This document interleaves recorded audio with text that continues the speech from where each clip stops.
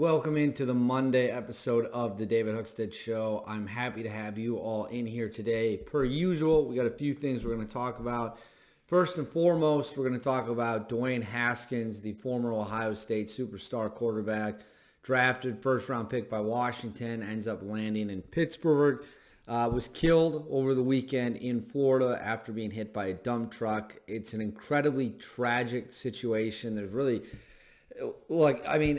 whenever someone that young, he was 24 years old, would have been 25, I think, in May. Whenever anyone that young dies, it's always going to be nothing other than absolutely tragic. 24, 25, 26-year-olds aren't supposed to be dying. They're certainly not supposed to be dying because they get hit by a vehicle or a dump truck or whatever it might be. He was reportedly down in Florida training with some other members of the Steelers, getting ready for this upcoming season, and now at the age of 24, he is dead.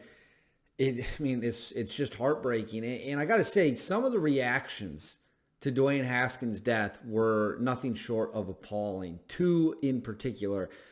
Jill Brandt, the former Cowboys executive, said he was, quote-unquote, living to be dead, which is one of the most insensitive things you could ever say about someone shortly after their death. He was a 24-year-old. He was a young man, barely older than a kid, only been in the NFL a few seasons, and he's out here talking about how he's living to be dead, his life choices. He was hit by a vehicle, and all the reporting shows that there was nothing sinister or crazy going on. It was a freak accident, essentially. Why would you ever bring up the fact he left Ohio State early or claim he's living to be dead based on his choices?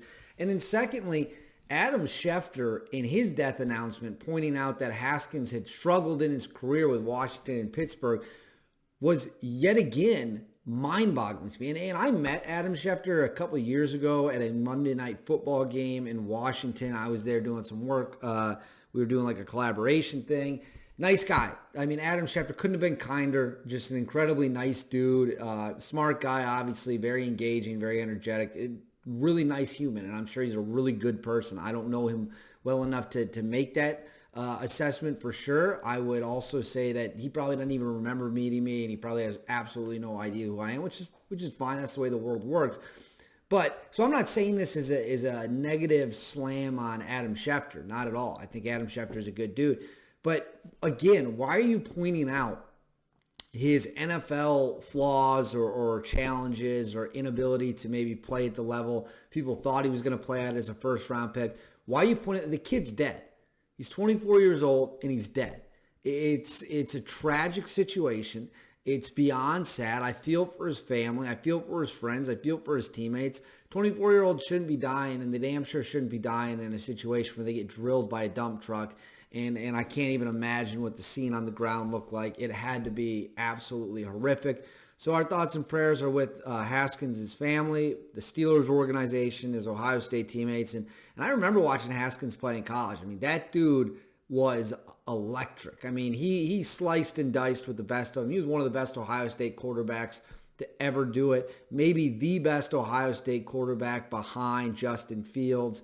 So I give him all the credit in the world. The young man should have had his whole future ahead of him, and now he's dead at the age of 24, and it's absolutely tragic and sad.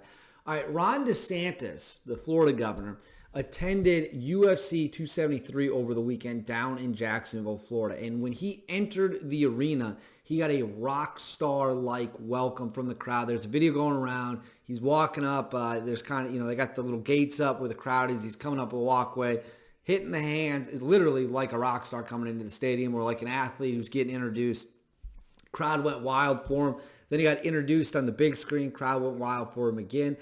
It's very clear that people like DeSantis quite a bit. That's obvious to anyone with eyes and ears. We've known this for some time. He is viewed as a likely 2024 frontrunner. Now, is he going to be able to beat Trump? I don't know. Is Trump going to run? I would bet just about anything he does. So we could be looking at an interesting battle here between Trump and DeSantis. But I'll say this, that stadium was on fire Saturday night when Ron DeSantis showed up. People couldn't have been happier. They were going crazy. They were going wild. Look, the man's popular. He stood up to some of the COVID tyrants. He didn't institute all these asinine rules. He didn't restrict people's freedom. I went to Florida during COVID, actually. What was that? That would have been last summer. So it was 2021. I think I went in June of 2021. I went to Florida for a few days, 4 or 5 days. I loved it. I mean, I hadn't been to Florida since I was a kid. And it was great. And obviously the governor of Florida is not responsible for the great weather or the fact that, there's a lot to do down there. But I will say this. It was like coming from D.C. going to Florida during COVID. It was like leaving a prison camp in D.C. to go into, a free area. We weren't wearing masks everywhere. We just walked around. We just did what we wanted. People weren't panicking. People weren't screaming at you to put your mask on or social. It was just people were living life. And that you can tie back to Desantis because he set a tone. He set a culture. And he made it clear that Florida wasn't going to, panic, freak out, do any of that stuff. And so more power to him. And clearly that's resonated with fans. Fans are responding to that. And the UFC fan base generally leans conservative anyways. I mean, you think about your buddies who like UFC, most of them, not all of them, but most of them probably support Trump, Republican politicians. It's a natural fit. Combat sports and right-wing politics is a natural fit. You see a lot of fighters who are right-wing. Jorge Masvidal is probably the most vocal anti-socialism fighter, if you will, with his ties to Cuba. So, look, the stadium was electric for DeSantis. The stadium was on fire for DeSantis. The crowd was going wild for DeSantis.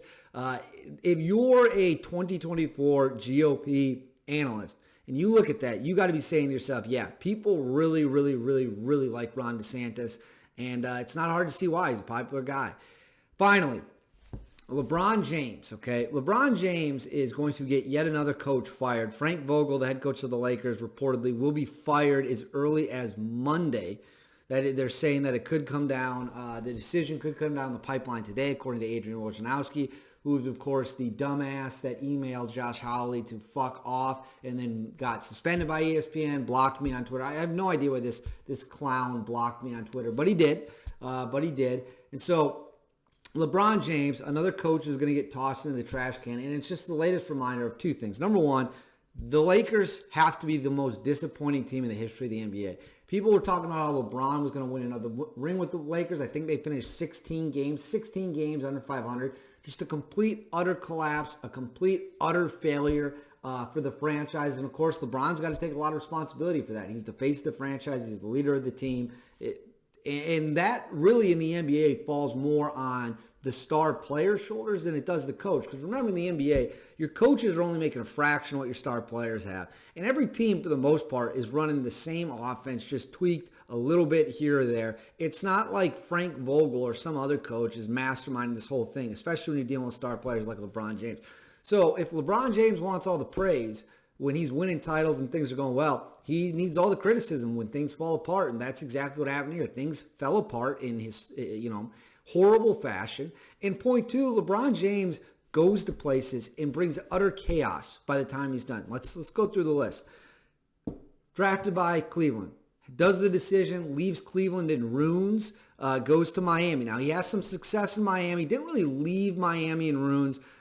They weren't awful without him. Now they're still good again. They still kept, what's-his-face, Spoelstra, the head coach, is still there. So it's not like he torched that. Then he goes back to Cleveland, wins a title there, leaves. Cleveland goes and is trash again for a long time.